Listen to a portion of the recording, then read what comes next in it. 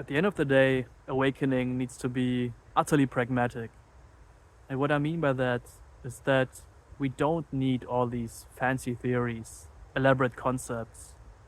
What we simply need is the recognition of what's fundamental to the nature of experience. At the end of the day, if we don't want to be dominated by the sense of separation, by contraction and fixation, the most effective thing to do is to allow reality to recognize what's fundamental about it. And you will find that this approach is so much more effective than working with the sense of self on its own terms, of trying to fight fire with fire, so to say. If we try to do this, it's almost like we can never truly beat the sense of separation at its own game, on its own terms. We always find that we're trying to get rid of something, but by trying to do so, we are just reinforcing it. And if you're interested in awakening or non-dual approaches in general, you're quite familiar with this paradox. And you therefore might also be frustrated by this paradox. Because you understand that trying to forcefully do anything, trying to remove the sense of separation from your experience, will only serve to reinforce it. So what is there to be done if that's the case? Well, you might just throw in the towel and say, well, there's nothing to be done. Right? It just happens by grace that the sense of separation falls away. It's just pure luck, sheer coincidence. And sure, in the final analysis, it's all grace. Because what's controlling anything? There's only reality being itself, expressing itself, without any agenda. And so, ultimately, of course, whatever happens is just the way reality is. But at the same time, we can acknowledge that there is a more conventional perspective on life. Yes, ultimately, everything is already fulfilled, whole, the expression of infinite awakeness.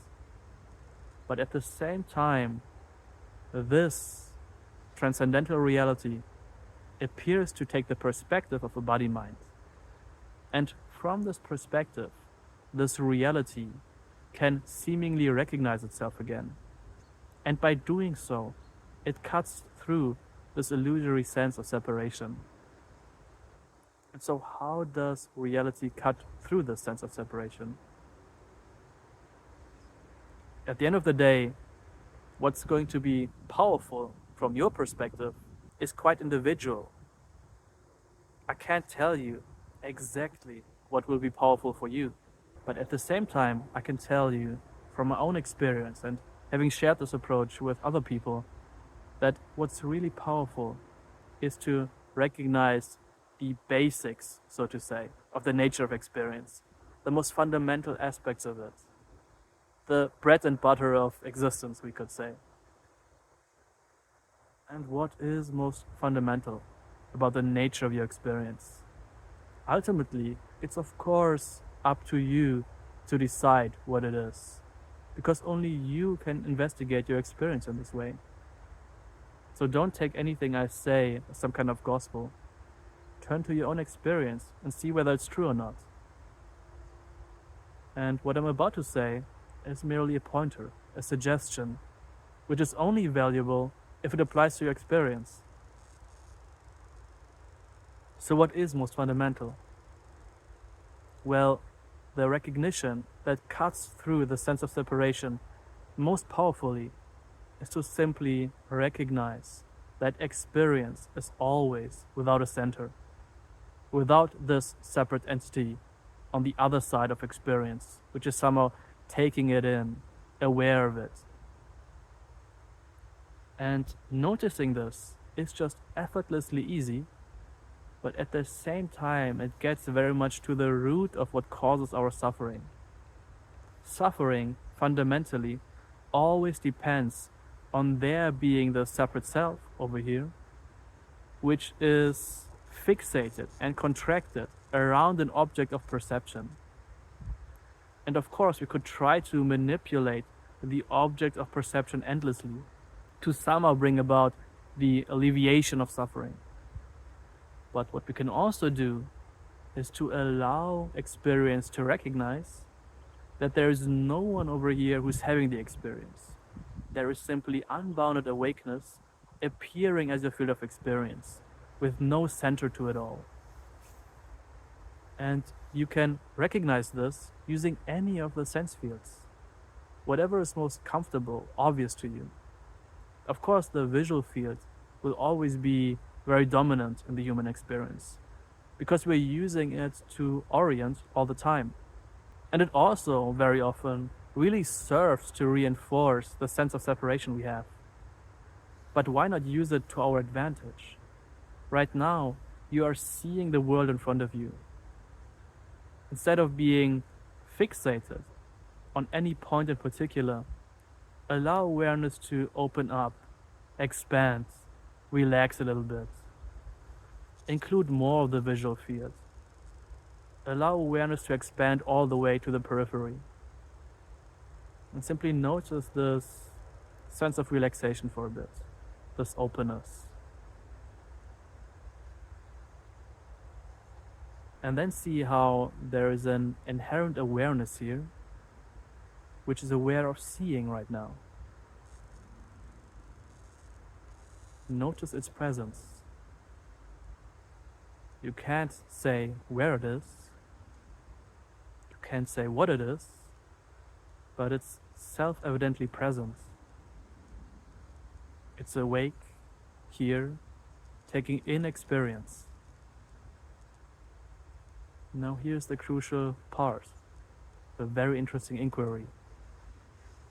Is there a center over there where you think your head is, which is taking in this experience, which is aware of experience? Or is there over here where you believe the separate self to be just pure openness, just awakeness without location, just awareness existing naturally, effortlessly?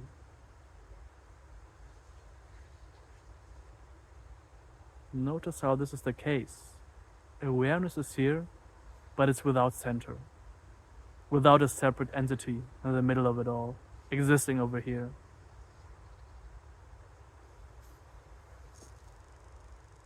And see how this awareness is not separate from what you are experiencing. It's closer than close, utterly intimate, interconnected. See how the visual field from this recognition is the expression of this awareness, rather than something you as a separate self are aware of. And see how different experience is in this way. And see how available this recognition was. So when you are suffering over something, just go through these very basic steps of allowing reality to recognize its own nature. Allow the awareness, which is your fundamental true nature, to see that it's always without center, always fully awake and integrated, but always without this separate self in the middle of it.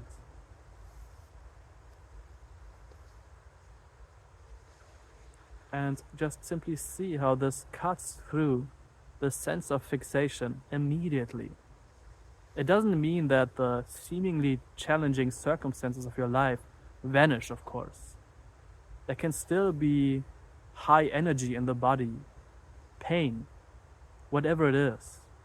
But now it's being experienced without this illusory sense of center.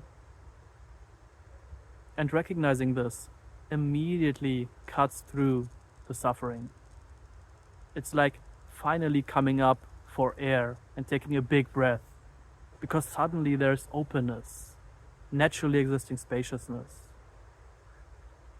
And then you can just relax into that, appreciate it, enjoy it, and live life from and as this recognition.